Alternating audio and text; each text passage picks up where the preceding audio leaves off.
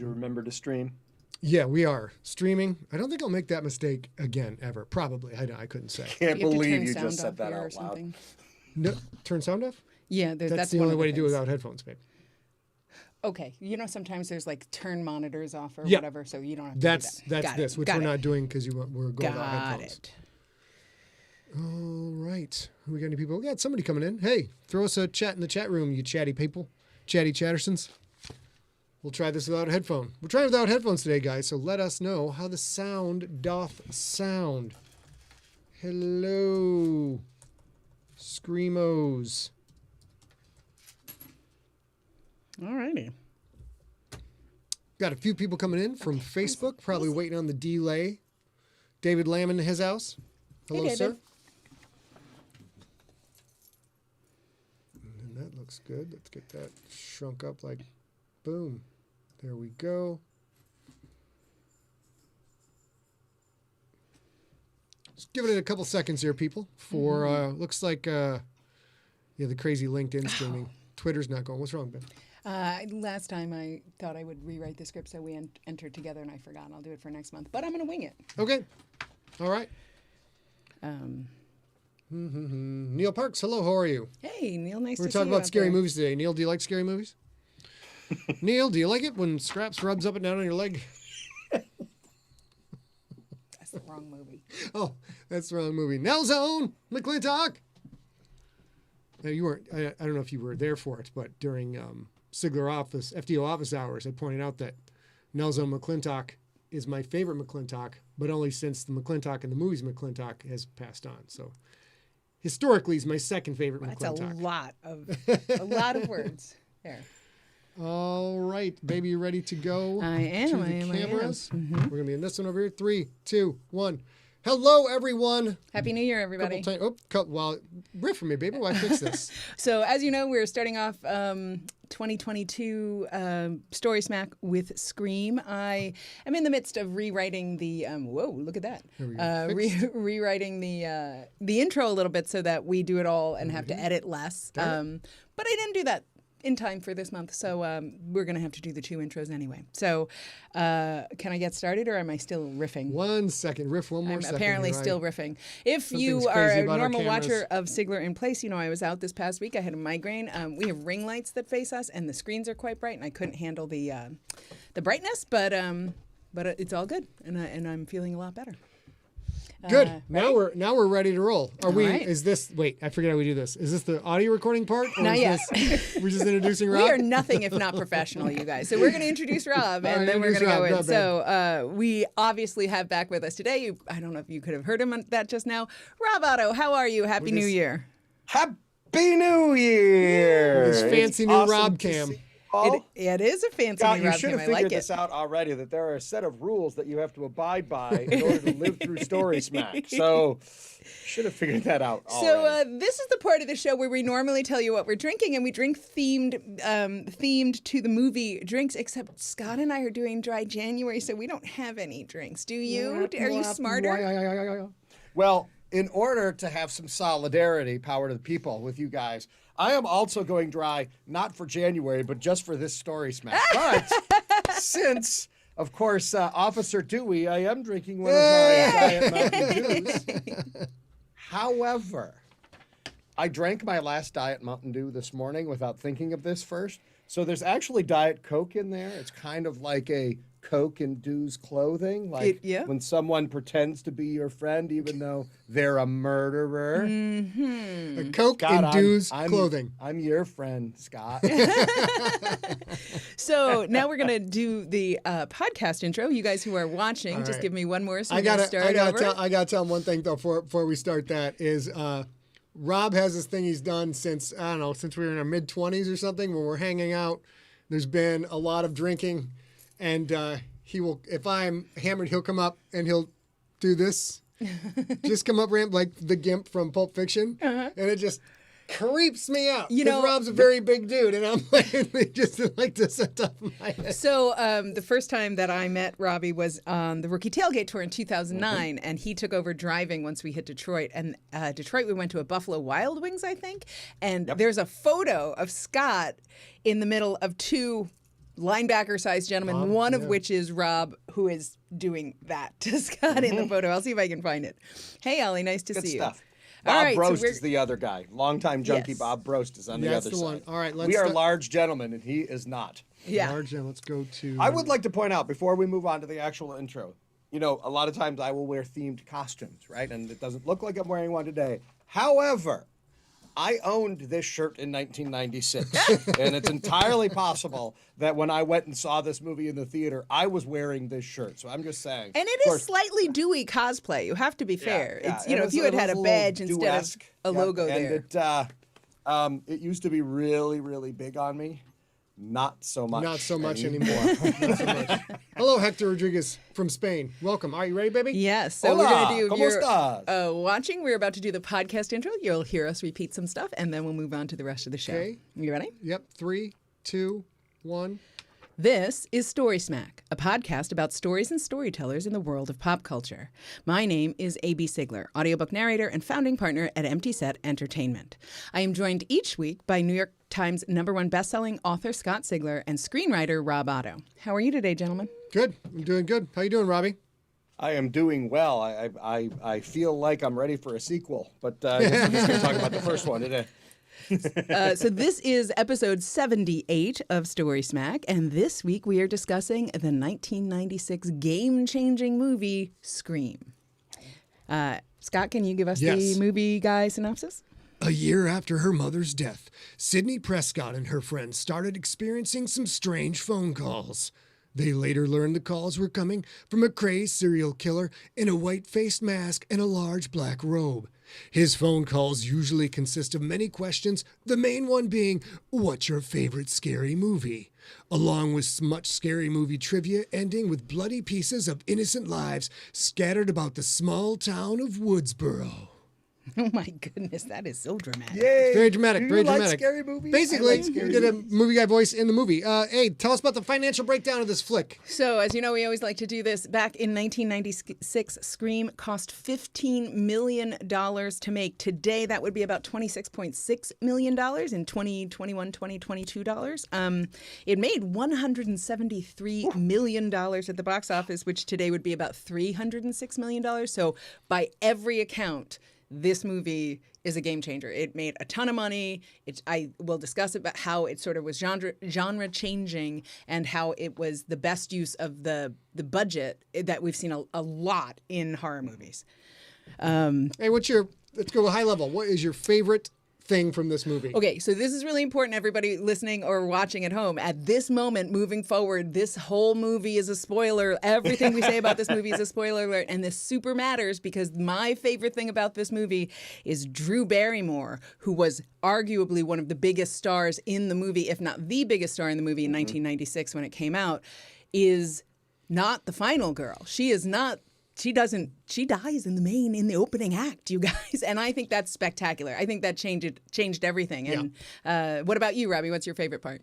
Yeah, I love that, and we will talk later about that because it's very psycho-esque, right? My thing is that, and I'm not sure this is true. I've said this before, and I feel like it's true. This is the first meta movie, right? This is the first movie that knows it's a movie and it kind of references other movies like this movie, right? I mean, they are talking about the rules of how to survive a horror movie, and they talk about all the different movies, and they bring up directors and they bring up other movies and that kind of stuff. And it's so meta was what everybody says right now whenever you're self-referential. Yeah. That was not a thing 25 years ago. And this movie kind of broke that wide open. It had happened before in smaller doses, but usually in comedies. This is the first one, and it's so intelligently written. Such a good job. Yep, Screenplay is. agreed. I have two favorite things. Number one, of course, is the screenplay itself, which we're going to talk about, and the brilliance of stepping outside of the format, looking at the format, taking that knowledge, going back into the movie, as Rob just described it, being very meta, which was as far as I know, I've never seen anything like it in a movie before. It's been copied many times. Second favorite thing was having watched basically every slasher flick that has ever been made up until that point, the amount of nutshot noises that the killer makes You know, What? when you are Freddy Krueger, Jason Voorhees, Michael Myers, they never get hit in the nuts with a beer and go, "Oi, oh, smacked in the door." They're like, "Ah!" The Foley guy had a blast. The killer takes an enormous amount of damage. He's smacked in the face with doors. He has windows closed on him. He's hit with beer bottles. He gets kicked in the chest, kicked in the nuts, and it just... And every time he oofes. He makes an oof noise. He does. That was... It's not true. Shannon. That was also something that had never been done in slasher flicks Interesting, before. yeah. Michael Myers went down a couple times. Freddie might have screamed a couple times, but you never heard anybody go, "Oh, my arches." You know, you never heard that. I know. And that's a really good point because there's a moment where a killer, of course, every great slasher movie killer has a reason that they are damaged. But once they become damaged, they sort of become impermeable and superpowered. And I had never thought about that, but that's totally true. Case. Yes. It's funny, Scott, when you said there were two things you liked about this, I thought you were going to say Rose McGowan's nipples when she walked into the garage because those Okay, were but two why things. were they only in that scene? Why were they only in that one scene? It was cold that day. I don't know. It was They cold made in a that garage, cameo. you guys. It was cold in that garage. Made a cameo appearance, and honestly, they should have had their own line in the credits because that was everybody knew who Rose McGowan was after that Yes. green shirt. Let me tell you. Yes, Jen Sherwood, the killer's got nards for sure. Are you ready to get into the actors on this? Ben? Yeah, I did want to say that, we are reviewing Scream in particular today because next week, what is ostensibly Scream 5 comes out. They have chosen not to call it Scream 5. I wonder if that's a Wes Craven sort of tribute. But the next Scream comes out, I think it's the 14th of January. So that's why we're doing this. So we're going to start talking about the cast and crew. I'm going to start talking about Kevin Williamson. Kevin Williamson is the screenwriter for this. This is Kevin Williamson, if you're watching, that you see on the screen now. He got this idea partly inspired to write Scream after watching a late-night TV documentary about a killer known as... the Gainesville Ripper. His name was Danny Rolling, and he watched a documentary about that and kind of got the idea. He went to Palm Springs. It took him 3 days to write the first version of this screenplay. Freaking days. Come 3 on. days. Yeah, it's amazing. It's interesting because Kevin Williamson, I guess, goes on from here to become... I don't know what I'll call the John Hughes for this teen horror genre. Like he does so many. He does I Know What You Did Last Summer, Teaching Mrs. Tingle, The Faculty. He does then go on to run Dawson's Creek, write Dawson's Creek, which I'm not sure is horror because I've never seen, but in my mind I feel like it is. Some people are very horrified by that show, so that's I think it fits right in. He listened to the soundtrack for Halloween during the weekend that he was writing this movie this script in Palm Springs, and he cites Halloween. The original Halloween is his all-time favorite movie. So you can sort of see he was always led into the genre. He was always a horror fan, that kind of thing. The script did blossom into a bidding war. The bidding war for the script went on between all the houses in Hollywood until Williamson ultimately accepted Dimension Films' $400,000 offer to buy the screenplay, which, looking back on what that did for Kevin Williamson and the genre of teen horror thrillers is a pretty off the top of your good head, money. how much is that in today's money? I don't have it off the top of my head, but I'm going to guess $1 billion. 15. It's like times 71.75. So still, today Almost, it'll be almost over a like million. 1.2 million. Yeah. Something along those lines. But It's pretty close to that. there's a good reason for that. You know, as someone who writes screenplays, and Rob writes them too, and just people who watch movies, the brilliance of this screenplay is absolutely off the charts. And I think that when Dimension Films read this script, they knew right away. Everybody, and I'm going to guess Wes Craven, we'll talk about in a second, probably read the script and like, I'm in, done. And one of the things I find about this and most of Kevin Williamson's successes is that he understands inherently how to make a less expensive movie. Yes, there are special effects in this movie, but there's not a ton. There's not ever a ton of CGI. There's not ever a ton of complicated props like for missing limbs or missing eyes or things like that. Sometimes, but not a lot. And I think, he started as an actor. He studied acting and he moved to Hollywood. He has a handful of bit parts, but literally couldn't get work as an actor and took a screenwriting class. And the screenplay that came out of that was Teaching Mrs. Tingle, which eventually got made into a movie as well. So I wonder if he comes at it from an actor's perspective and and knows his genre really well. But he comes at it from so many perspectives. The production cost perspective, this budget went to the big stars. It's a normal Foley stage set. They may have found some live locations to shoot them in. There's really nothing going on in this that requires any crazy special effects. No, Right, not agreed. at all. And this movie would have cost next to nothing to make if it wasn't for the star power in it. So I think that's part of the screenplay and the too. star director, maybe.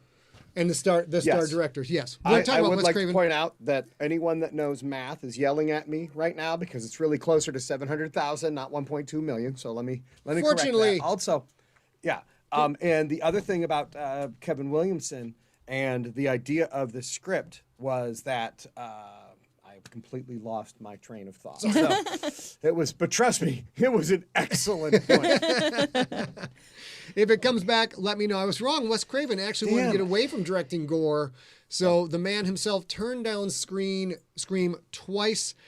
Even though he was on set, Craven never let Roger Jackson, a.k.a. the Ghostface killer voice, meet Drew Barrymore or Neve Campbell. Craven thought Ghostface was creepier as a disembodied voice. So he didn't want to cool. create any familiarity So clever. with them whatsoever, so that when they would just be reacting to the voice by itself. Wes Craven Easter eggs in the movie. Sydney lives at 34 Elm Street. The janitor in the red and green striped sweater is named Fred, is played by Wes Craven. Okay, we watched this last night. No, is he played by? Oh, neat. That's fun. We watched this last night, and I knew this coming. I knew that was coming, and I'm pretty sure that guy's name is Frank. Not gonna lie to you. Pretty sure it's not Fred in the actual I think you're right. movie. I think it's Frank. I'm telling you, he calls him Fred. It's I don't know where the hell you guys' heads are. Probably wherever my other thought went, your guys' brains just went with that. No, he says, "Oh, not you, Fred." He says Fred. Gotcha. Okay. Gotcha. All right. And Henry Winkler, for Christ's sake. Oh, come on. I didn't even see, this is what I mean. There's so many stars in this movie Yeah. that we didn't even put in the details, like Henry Winkler, because and Drew Barrymore and Rose McGowan. Those Yep. are huge names. Yeah, absolutely. Rob, But tell us there is about one Neve. big name. Tell us about Neve that Campbell. we did put in there, Neve Campbell. And it's funny because at the time, Drew Barrymore was the only real star in this movie. And we'll get into the whole point that she's gone within the first 10 minutes or so. But Neve Campbell, pretty much, she was in the movie The Craft the year before this. And, everybody knew her from television. She was Julia Salinger in Party of Five, right? So she was like a TV person who was trying to move into film. And, listen, that happens all the time now. Back in the 80s and 90s, if you were a TV person, they were reticent to put you in a movie that had any money behind it because they were like, we got TV actors, we got movie actors, and with very few exceptions, they are not going to cross over. Of course, it happens all the time now, but this was the movie that made her an absolute star, a household name. She goes on to do Wild Things right after this, which is the next one, that jumped her up, and this made her career. And it's so cool because a lot of times, we get into horror movies and sequels and it's always a brand new cast because they got to go out and keep the budget down and go with a bunch of nobodies. The fact that Neve Campbell and some of the other stars keep coming back, including for Scream, which is coming out next week, they're all back. They're all back for the movie. And I just think that's how much they realized what this movie did for them, but also what good writing can do. Because if they would have been bad scripts after the first one, none of them would have come back. Yeah, totally. They really nailed down. Hey, you want to tell us about Courtney Cox? Sure. Courtney Cox at this point had been, if you grew up like I'm sort of Courtney Cox's age, and so I sort of grew up with her. Like, she already had some fame. She was the Noxema girl. She danced in the dark with Bruce Springsteen. She was definitely not the star she is now, thanks to her long run on Friends, but was also filming Friends at this time. She had to convince Wes Craven that she could play a bitch, since all those things that we just talked about, she was this quite wholesome, friendly, happy person on screen, and he thought that she was too nice, or she could only play nice. So she had to convince him that she could be a bitch so that she could get this role. Also, during the first 3 films I mentioned this just now, she had been part of Friends, and as Monica Geller, she played Monica Geller throughout the whole run of Friends, and didn't ever miss a single day on set for either thing, even though episodic TV films a very, very brutal long schedule. But they throughout the first 3 Scream movies, she was also on Friends, and the productions worked together to give her like front-loaded time on the Friends set, so then she could like fly out Thursday afternoon and do the Scream set and stuff like that. So she never missed a day on either set. Yeah, and she was a huge TV star at that point. Friends was a dominant show, so she was a big name. And I mean, back at the beginning of Scream, she became all of those people became huge. Friday or Thursday night. Can't miss Thursday night TV, but this was actually good for her. And also, of course, in this photo that you see on the screen now, Courtney Cox and David Arquette met on the set of Scream and eventually married and had a child. They're not together anymore, are they? They're not together anymore. But speaking of Mr. David Arquette, this is an interesting guy in this. Before accepting the role of Dewey, David Arquette was considered for both the parts of Billy and Stu. David's character Dewey was originally supposed to die after being stabbed in the back by Ghostface, but Wes Craven liked the character so much that he decided to film a shot of Dewey being carried into an ambulance in case audiences also liked the character. Now this part, I'm not entirely certain about this. Dewey was the only Scream survivor not to break one of the rules in the climax of the first film. Speaking of climaxes and rules, was he a virgin? Well, I mean, he's 25. And he's got boyish good looks. He says that, thanks to my boyish good looks, I had to start working out. He obviously lives at home with his mom and his little sister, I think, in the first movie. But I don't know that we know he's a virgin. I think it screams virgin. Absolutely screams virgin. But he definitely does not have sex during the movie. Yeah, for sure. And that's the thing. You can't have sex during the movie. So. It's not be a virgin. It's you can't have sex during. Yeah. Right, but being a virgin obviously ensures that you're not having sex during the movie. But it's also like that. This is part of what happens to Sydney's storyline, Sydney Prescott's storyline, because of course she loses her virginity during the movie, which changes her status and outcome, and obviously she fights her way through it because she's the final girl. But doesn't that mean she also survived the rules of the first movie? No, but he didn't. They broke rules and still survived. Yeah, he didn't break any of the rules. He didn't break any of the point. rules. Right. Right. So if this were a standard horror movie of the day, he, in theory, would have been the only one to survive. He would have been the final girl because he didn't break any of the rules. Okay, gotcha. Everybody else has seen at least drinking or screwing or something. Now, Rob, now we've got the three bros who kind of really made this movie. Everybody else is playing straight parts for the most part, and these guys got to be the dramatic and comic relief. Matthew Lillard, Skeet Ulrich, and Jamie Kennedy. Yeah, and it's so cool, and it's just as A said. You go back and look back now. At the time, there were a bunch of nobodies in this movie. But now you go back and look, and it's just like there's a bunch of everybody's in this movie. You recognize pretty much everybody, and it's odd because, Lillard and Jamie Kennedy went on to have at least decent careers. Skeet Ulrich is the one that everybody thought was going to be the breakout star, right? Good-looking dude, good actor, right? He has that Johnny Depp vibe. I mean, that's part of the reason he got cast because they kind of made him, even with his hair, look like Johnny Depp did in Nightmare on Elm Street. That was supposed to kind of be, another little nod to Wes Craven, right? And he's the one, he's had some roles, but he never really had a huge breakout role the way that the others did. So it's just cool. So you've got, Billy Loomis, who ends up being one of the killers. Oh, spoiler alert. And then you get Matthew Lillard. He actually auditioned to be Billy Loomis. And essentially they kind of looked at him and go, you're just too goofy. I can't see you making out with Neve Campbell's character the whole movie. So no, but why don't you come back and try out, even if you're not going to be Billy, maybe you can be his best friend, Stu, right? The ironic part of that is after this movie, Matthew Lillard and Neve Campbell dated for a while. So he did get to make out with Neve Campbell. And it worked out just fine. Screw you guys. Yeah. Screw you guys. I also love, I'm sorry, go ahead.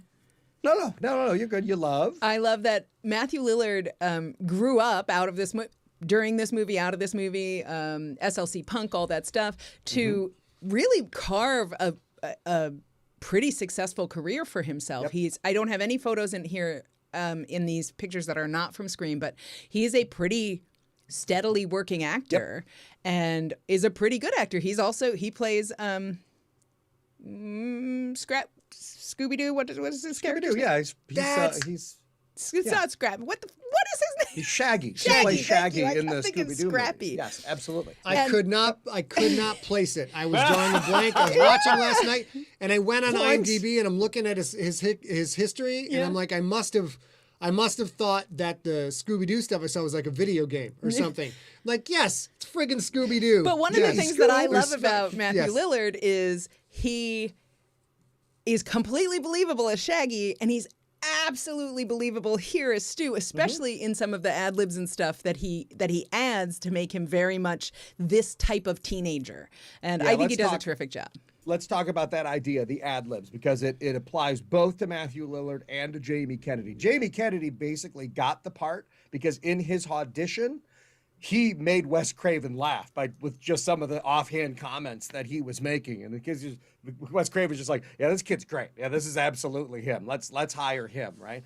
But Matthew Lillard also, so essentially going into this movie, Jamie Kennedy's character, Matthew Lillard's character in the script are not really well developed, right? They don't really have any character to them.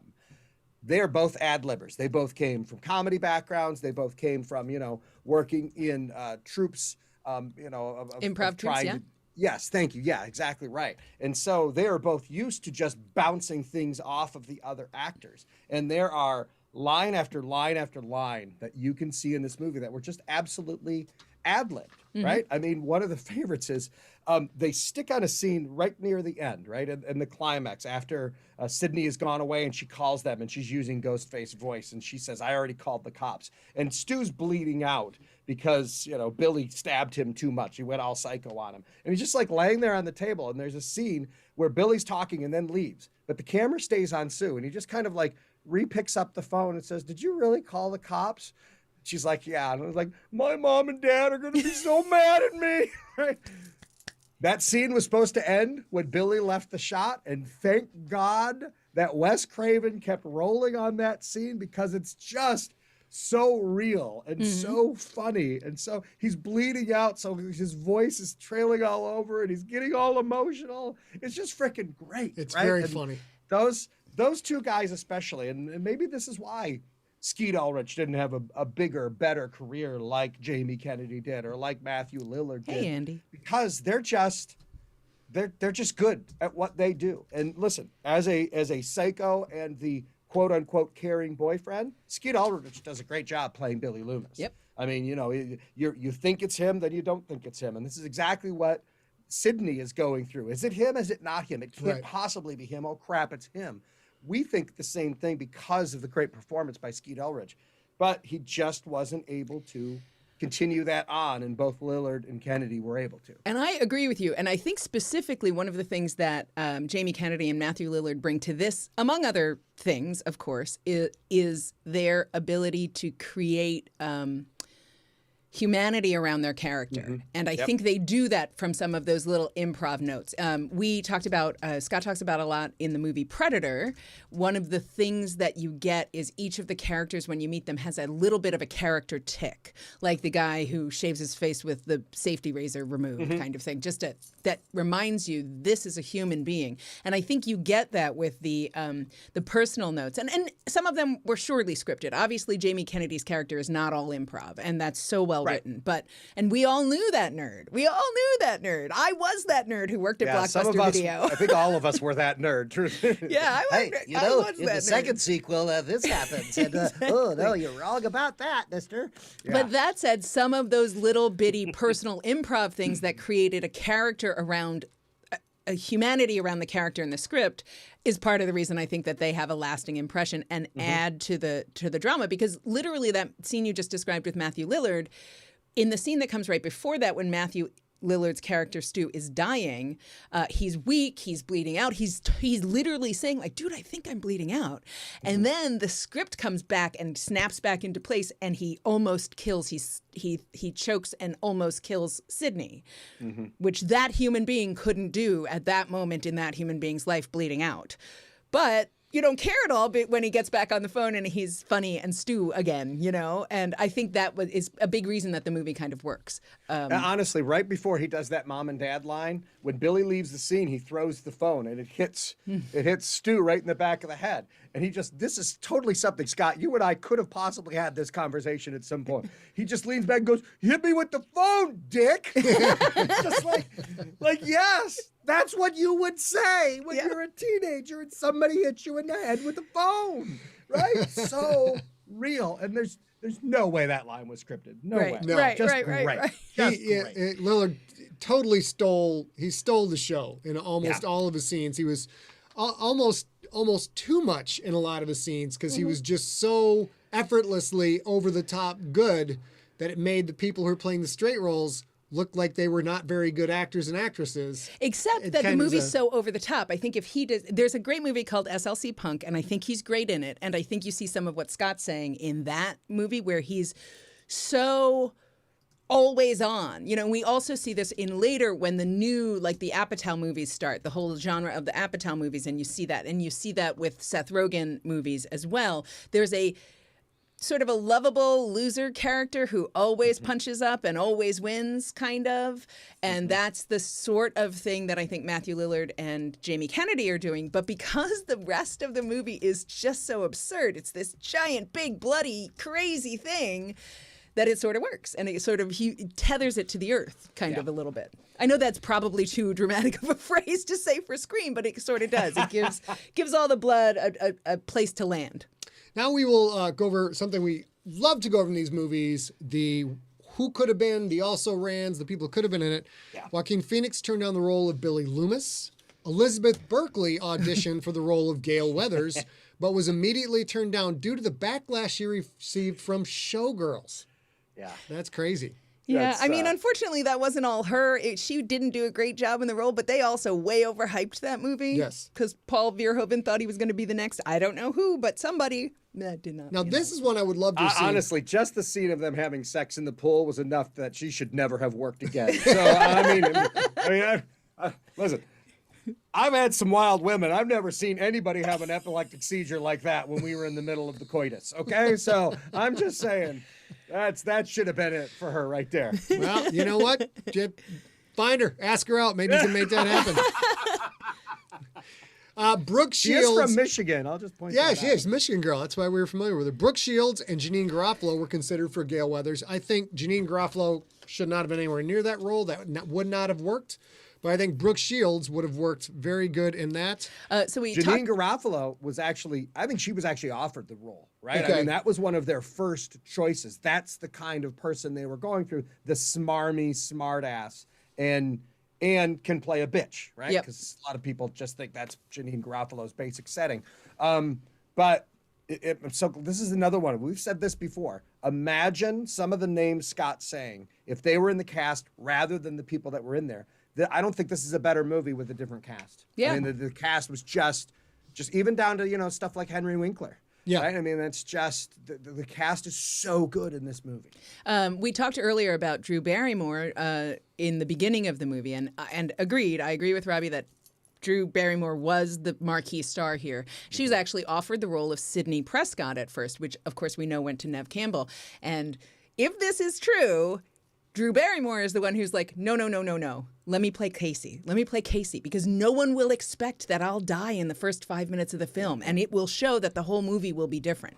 I don't care how it happened because that's actually true, but I love it a little bit more if it was Drew Barrymore's idea because at the time she was not only a star, she's also a Barrymore. Like she could have done anything she wanted, and to have her do that, I like that. I think that's pretty cool. And smartly. She just crushed that role too, right? Go ahead, Rob. She was great. She great. But they put all the marketing. They were smart enough to have Drew Barrymore front and center. I mean, she's the first person you see in the trailer. She's the biggest person physically on the poster. That face, when you see just the one that has her face, that's Drew Barrymore's face, right? Mm-hmm. I mean, they were so smart about putting her front and center. And I compare this to Alfred Hitchcock and Psycho. All right, so let me tell you this. So Janet Leigh was one of the biggest stars of the day. Janet Leigh, plays the first woman in Psycho. And here's the thing that drove Alfred Hitchcock nuts. people back in the day would just kind of stroll into movies whenever they wanted to because everything was so inane. You could miss the first 10 minutes and, you wouldn't miss anything. You'd be able to figure out what the hell was going on, right? Hitchcock hated that. And so he specifically did this. And part of the poster for Psycho was don't miss the first 10 minutes. Okay. Right? Said don't tell anybody when you leave, but trust me, don't miss the first 10 minutes. And he kills off Janet Leigh. And, the money she steals is really the MacGuffin that just gets everything started at the Bates Motel. Absolute same idea here. And Wes Craven and Kevin Williamson, absolute geniuses. And whether it was Drew Barrymore's idea, some people say she took the part from Sydney and then she got offered a role in a Woody Allen movie. So she decided to do that movie instead. So she talked her way into a smaller role. I'm not sure that's true, but Works she's either only on way. set. She's on set for the first 5 days. And yet she is the centerpiece. Even, the tour, when they would have, they talk to newspapers and TV stations and stuff. Drew Barrymore was one of the big people they would talk to. And she went the whole time without telling anybody that she's only in like 8 minutes of this movie. And it was friggin' absolutely genius. And I love it. And I think it makes the movie so much better. So much better. Because then her idea is nobody, the rules of being in a horror movie, you don't kill off the biggest star. You always know the biggest star is going to last till the end because they're the biggest star. Guess what? Boom, that rules out. That got everybody's attention. And people who could have had that role, Claire Danes, Molly Ringwald, Melissa Joan Hart, Brittany Murphy, Tori Spelling, who they get a dig on in some, and Reese Witherspoon were considered for Sydney. And this is great. Matthew Lillard was cast by chance after accompanying his then girlfriend to an unrelated audition taking place somewhere else in the same building. That's bonkers. That's freaking great. That's the kind of stuff. Those are the Hollywood stories you love to hear. Somebody discovered at the counter of a soda jerk, right? But yeah, his girlfriend has an audition, and he goes with her as the supportive, doting boyfriend. In the same building, they are testing for Billy Loomis. And he's just like, well, I'm here. I got a headshot in my car. Why don't I go ahead for this Billy Loomis? And of course, he didn't get that. But then they said, come back for Stu. And boom, thank goodness. Because as you said, Scott, he steals this movie. He makes this this show. movie. He's so good. One more point about Drew Barrymore on set. You said she's only on set for 5 days. If you're unfamiliar, you don't remember at the very beginning of the movie, she spends almost all that time on the phone with the Ghostface killer, but we don't know that at the time. And then she dies at the end of that scene. When they gave her the phone on set, when the set dressers did that, they gave her a live telephone accidentally. And she called 911 until the police called the set back to say somebody keeps calling 911 because that's her job in the script. She picks up and dials 911. Why wouldn't you dial 911? So she did that until they called the set and said, quit pranking the police. Yeah. Can you imagine being a cop in Hollywood? That kind of stuff must happen all the time. Somebody across the street sees a robbery taking place or a bank, heist or something like that and calls 911 and they got to roll up. And it's just like, no, we're a film crew. We're filming a movie about a bank heist. I mean, that must happen all the time in Hollywood. Well, and it's a funny thing. Before I did this, I spent some time as an event planner, and the amount of things you have to get a permit for with the city is extraordinary. If you have more than 15 people gathering in some spaces in a very congested space, most of the time it's 25 or more. But the reason you do that is so that they can call back and they can call the operator and be like, Janice, can you look this up? Is there anything at Petco Park today?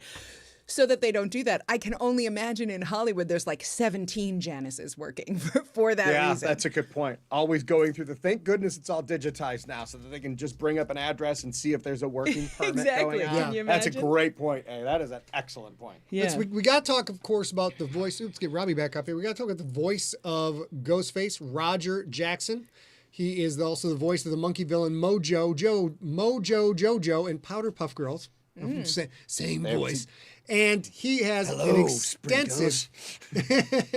extensive voice acting career.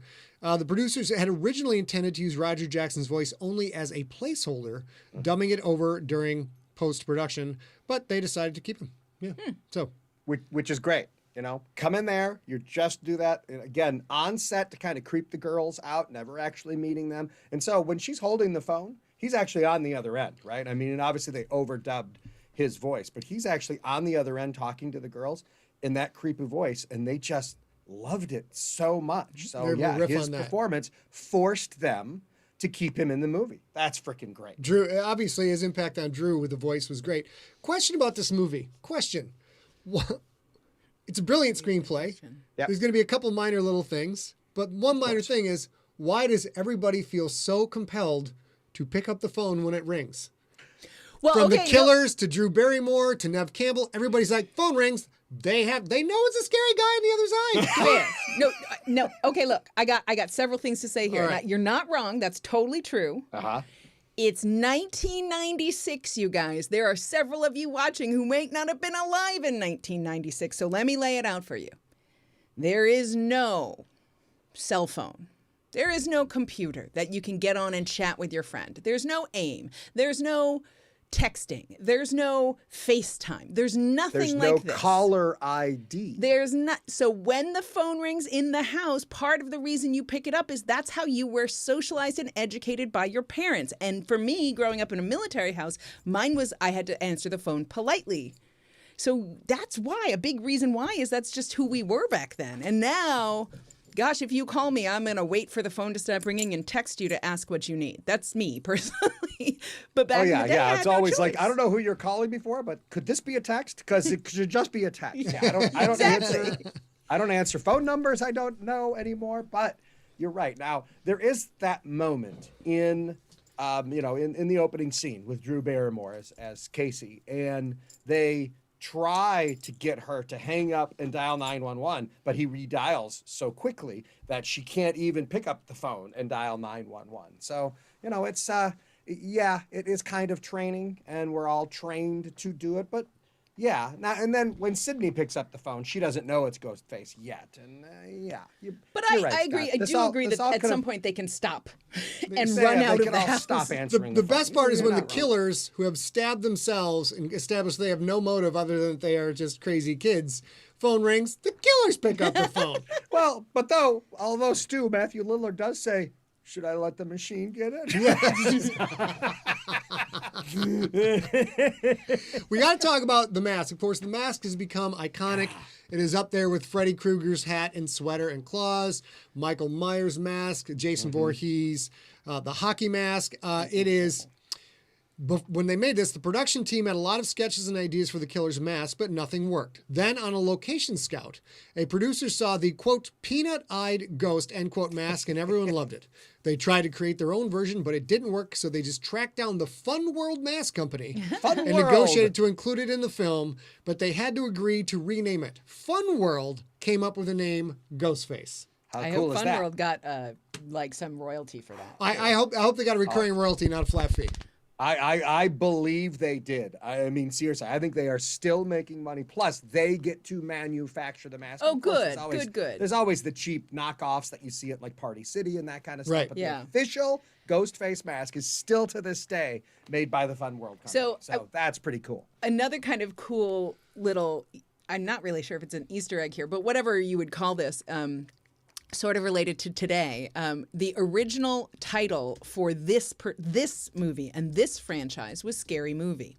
And they named it Scary Movie. That's what the script was called. That's what the working title was called. That was the whole shoot, the whole production. If you're unfamiliar, often film productions, especially ones that take several months, get some sort of like a jacket or a jean jacket or hat or T-shirts that have the name of the movie on them as a memento.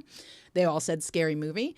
And then the Weinstein brothers decided to change the movie's name from Scary Movie to Scream, kind of right before it came out.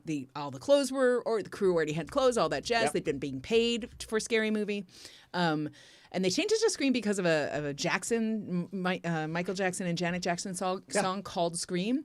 But what I love is when the spoof of this movie comes out, which is also brilliant, they name it Scary Movie. I love that. Clever. I love that. Stuff. And honestly, during the whole movie, they don't say horror movies.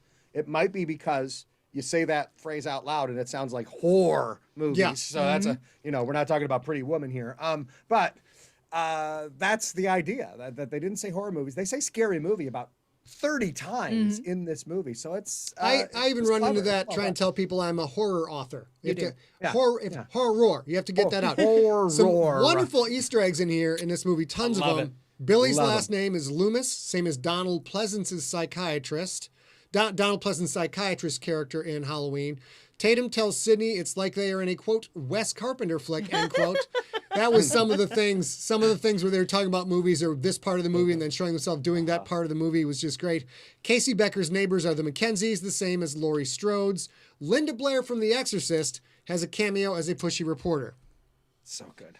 So clever. And it's just, they reference a lot of those movies. I mean, they reference The Exorcist. That's what Billy Loomis is talking about when he's saying, it's like our love life has become edited for TV like the movie The Exorcist. And there's, 2 scenes later, there's frickin' Linda Blair as a reporter. It's just well done. I want to talk about Rose McGowan because we didn't talk about her before. Well, we talked about a couple aspects of Rose McGowan's performance. But, so in her scene, which is cool. And honestly, let's say Billy and Stu finish this off and everything happens exactly and, Sidney's dad gets framed for the whole thing and all this stuff. They would have sat back and I'm assuming that's Stu in the killer's suit then because if somebody's going to kill his girlfriend, it's going to be him. Right. They would sit around and go, okay, who had the best kill? And Stu would be like, I got one for you. My girl got caught in the cat door and then decapitated by the garage door opener. I mean, that's the kill of the day. Yeah. Right there. But it's so funny. So that scene, despite her assets, apparently Rose McGowan is such a tiny human being that the cat door, a standard size cat door, she can get through it. Like she found out, she was just like, if I ever get locked out of a house, I now know I can get through a cat door. So they actually had to nail her shirt to the door so it looked like she was struggling to get through because she could have just zipped right through that thing. And boy, this would have been a different movie if she gets away. So yeah, it's just funny the little things that come from the story, from the set that you find out years later when people are talking about their performances. This is what you just mentioned. That scene you just mentioned is one of the other things that Scott finds unrealistic about the Scream movies. Okay. There are many, but he's like, would a garage door really decapitate a human being? Yeah, I was a little fired up watching that. I'm like, I don't think a garage door has the torque necessary to fracture garage door opener. A human vertebra. I don't think that is accurate. Did you start looking up the horsepower of a Sears, a Generation 9 garage door opener? And grab some screenshots of that model. Let's see. Rewire it. Oh. Yeah. This I absolutely love. I lost it. Here we go. During production, Ghostface's signature black robe was going to be white to make him to appear to be even more of a ghost. This was changed in fear of people comparing the costume to those the Ku Klux Klan wore. I think this was a good call. That was a good call. Plus, that was an excellent decision. The black outfit looked it looked like a cheap Halloween costume. It was perfect. Yep. But the black and the shadow framing the face made the face float a little bit more. You would not have had such a striking contrast. I agree with you 100%. The white. Yeah, without the frame of the black, I think that would look a little less it would have washed it out scary. More. It just felt menacing and it made them look, bigger with the rags on and that kind of stuff. And you're right, white. A lot of times you can see through, white cloth, especially those cheap Halloween costumes, to what's underneath. So yeah, no, it was an excellent choice, and it didn't get them in trouble with the NAACP. So that was probably a smart move. I will say also the Ghostface killer. When we talk about that, we almost exclusively are talking about the mask. When people say Ghostface, they're talking about that Scream mask. Mm-hmm. However, I will say one of my favorite parts of that costume is when Sidney is alone in the bathroom at the high school and she's sure she's not alone and she keeps looking under the stalls and then she finally gets up and brushes off her hands and turns back to the sink and you see the killer put one foot down and then lower the little jagged edged hem of the Ghostface costume. And you're like, oh, Lord. Even though I wore those costumes when I was a kid, that cheap-ass material was not terribly scary, not going to lie. No, not at all. Let's talk about the boots for a minute, because I think this is another, and this is, I imagine this is more Wes Craven than Kevin Williamson, right? But it is written more as a mystery than a horror movie. I mean, yes, there are killings. There's 50 gallons of blood that they use on set. I mean, all that kind of stuff. But the idea is, who the hell is the killer, right? And in a lot of these horror movies, the killer comes out and identifies themselves right away. You don't have to guess who the killer is. You know who the killer is right from the beginning. But that scene, I specifically remember when I saw this for the first time, you see the boots come down And a little earlier than that, the Ghostface killer says, something about wiping you off my boots or something like that, right? So it's just the boots. 2 scenes later, the sheriff is smoking a cigarette and talking to Dewey, and he drops his cigarette and he puts it out. He's wearing the exact same type of boots. So I'm guessing, I am the smart guy. I know the things that are going on. It's obviously the sheriff. And so I just think this is one of the movies between the writing and the directing. They tried to throw in as many red herrings as possible. And honestly, at different points of the movie, you think it might be Randy. You think it might be Dewey. Right? I mean, there's all these reasons, and people, start saying, well, it's the millennium. You don't really need a reason to be a psycho right now. So And that was it's just well done. That was one of the things that they not only turned it on its head, they took the trope, they turned it on its head. They openly talk about how it's so meta on a 3rd or 4th level that the killers are saying it's because we don't have a motive. Yep. That no one is going to suspect us if we are wounded. It gets really deep, and that was pretty cool. All that meta stuff Clever. going on.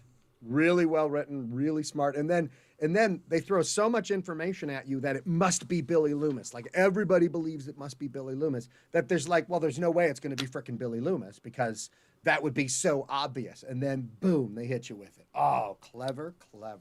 Citizen Gold in the chat room. Thank you for Mount Fitzroy and OJ from way back. Started with Earth Core and manually copying the file from an RSS downloader to the media player for the walk to work. Nice. Glad you enjoyed that, sir, and I hope you enjoyed Mount Fitzroy even as much. This was crazy about Scream to me. So we watched it again last night. It's basically a comedy with blood in a way. It's a comedy mystery. Yep. It is Scooby-Doo in a way, just a little bit more blood.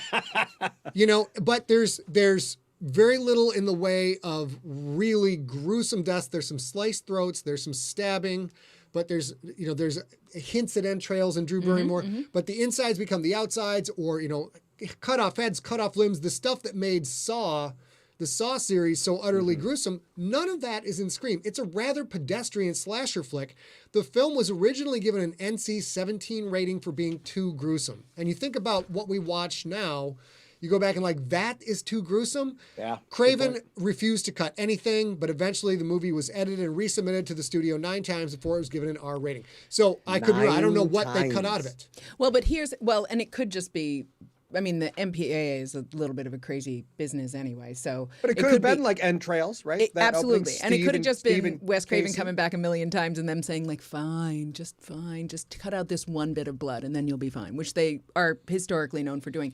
I will say one of the things that I find interesting is I think that we've talked several times that there are other sort of, I don't know what to call them other than sort of game-changing movies. And I agree with you that this isn't really a horror movie as much as it's a thriller, like a murder mystery. In the same way, bear with me, that Brick by Rian Johnson is this sort of noir 40s skin put on a high school mini mystery sort of thing. And I think that they both kind of take rules of a genre or engagement and follow them. But then they mix it with another genre. So this is sort of a teen slasher movie, but it also follows the rules of all horror movies in a meta, as you say, Robbie, a meta way. And I think that obviously could not work at all. And I'm sure we've all seen terrible movies we can't remember because it didn't work. But when it does work, it's amazing. I think. And it stands up, right? Just watching it again last night, it wasn't. Again, there's always going to be little things, and why do you run up the stairs? That's just like the stupidest place to run. That kind of thing. They mentioned that, and then she actually does run up the stairs. Yeah, she says it, then she runs up the stairs. Yeah, exactly. I did want to say, but it holds up extremely well. Yeah, and I will say this as well. This is not exactly the best way it holds up, but there have been several court cases after Scream came out for disturbed human beings who went on a mini crime spree and stabbing spree who said they were trying to be cool like the ghost-faced killer as part of their defense. There were 4 of them. None of the movie defense didn't work for any of them. In 2 of them, that was the prosecutor's pitch was, well, these kids were inspired by watching Scream. And in 2 of those cases, the judge was like, all right, get out of my courtroom with your bullshit. You can't mention the movie. Just can't mention the movie. The kids were trying to be cool like the killer in Scream? I don't understand. Yeah, so and in January 1998, a 16-year-old Mario Padilla and his 14-year-old cousin Samuel stabbed Mario's mother 45 times, killing her. The case became known as the Scream murder. Because under intense media scrutiny, the boys claimed they were inspired by Scream and Scream 2. The pair confessed to needing money acquired from Gina's murder to fund their killing spree, which would include purchasing 2 ghost-faced costumes, as well as the same voice changer that was used in the movie. So when the trial started, their attorney brought this up and said, they were influenced or whatever, and the judge was like, hang tight, going to my chambers, came back and was like, yeah, can't mention that movie at all in your defense. Not at all. It's not relevant. They didn't do that. They didn't purchase the ghost. Not relevant. So those children were convicted of being assholes and murderers. Oh, so the children were trying to use, we watched this movie, it made us do this awful thing as their defense. Yep. Yes. I got it. Okay. And then that happened which is again. funny because, Billy's line is, movies don't make people psycho. Movies don't create psychos. Movies make psychos more creative. So, I mean, that's kind of the defense. Like, these kids are psychos. They're just using this as an excuse. And it is funny to say that the theme of Scream 2 is exactly that, right? Yeah. The killers there wanted to put scary movies on trial so that it'd be this big media sensation. And then it's funny, kids go out there and kill people and try to do exactly the same thing. So art imitating life or imitating art. But it's always an interesting, why does nobody who uses a movie defense, why doesn't the people who have to defend against that defense be like, I mean, there were no horror movies when the Black Dahlia was murdered. Like, come on, man, that's not relevant. Exactly like, right. why not just pull other movie bullshit Here's the number of ticket sales. 200 million. How many people murdered? 2. Okay, Precisely. So I'm saying the odds are saying maybe the movie didn't exactly have anything to do with it. That's a great point, Robbie. One more story from the set. This is one of those be careful what you ask for situations. Yep. Director of photography Mark Irwin was fired a week before the shooting was to end. Director Wes Craven, upon reviewing the dailies, found that the footage was out of focus and unusable, and Irwin was ordered to fire and replace his camera crew. I guess being a stand-up guy, when Irwin responded that, well, you have to fire me too, Wes Craven did exactly that.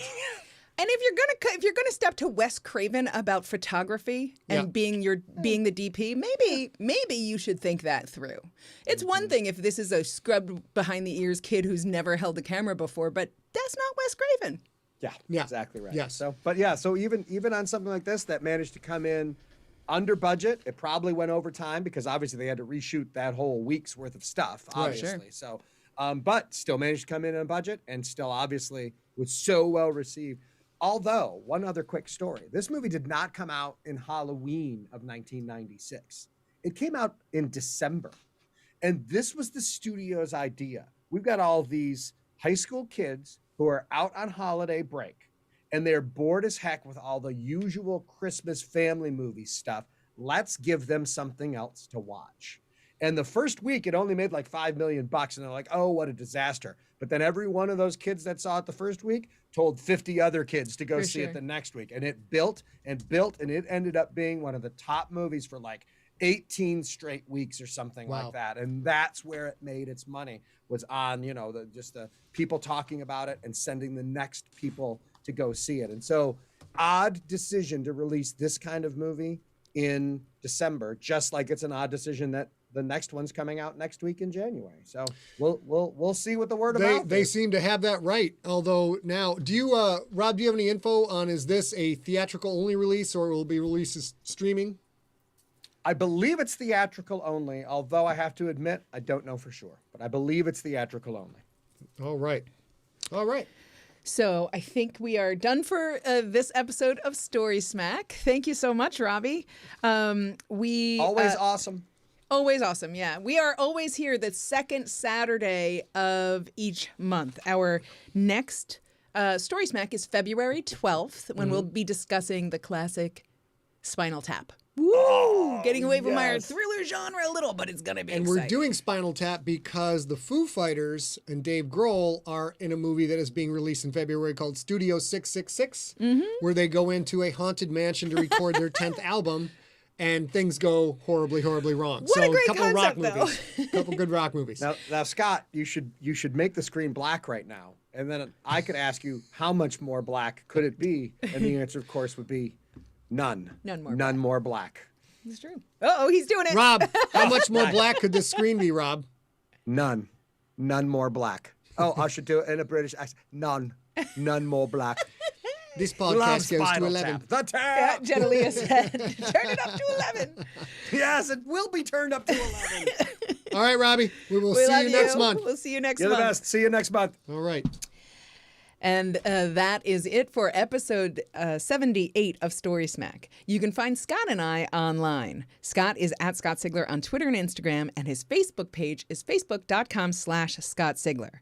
I'm at ARealGirl on Twitter and at a.real.girl on Instagram. And you can find us online at facebook.com/StorySmack. We live stream StorySmack every second Saturday of the month at facebook.com/Scott Sigler, twitch.tv/Scott Sigler, and youtube.com/Scott Sigler.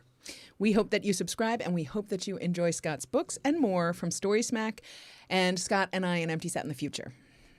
In addition to StorySmack, we do a once-weekly live stream called Sigler in Place on Wednesdays at 6 p.m. wherever you are watching this. If you are just listening to this, same addresses. Twitch.tv/Scott Sigler, Facebook.com/Scott Sigler, and YouTube.com/Scott Sigler. And of course, as I just mentioned, we also release once weekly an unabridged episode of a serialized novel of Scott's every week. You can get episodes free every Sunday via iTunes, Spotify, iHeartRadio, and more. Just go to scottsigler.com/subscribe for links. All right, baby. And I think that's it. Okay. Until the next episode, when we turn it up to 11, we will talk to you all real soon.